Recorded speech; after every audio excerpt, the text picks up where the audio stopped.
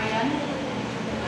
Kailangan alam mo kung bibenta mo or pamanok mo yung gagawin sa place.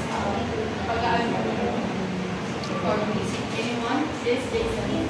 Ano para ma-determine kung pwede ba sa lahat ng buhay na yan sa picture? Para 50 points. So, meron pa po ba? Dito po sa side na to. Sure kayo?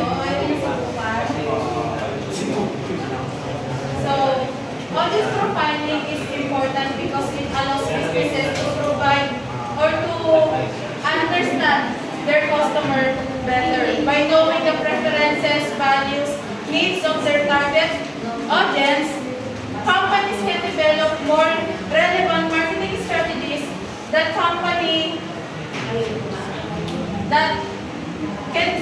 can develop more relevant marketing strategies that generate better results.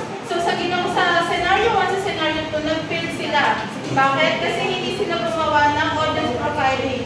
Yung audience profiling is important, sabi ko kanina, to understand the customers better.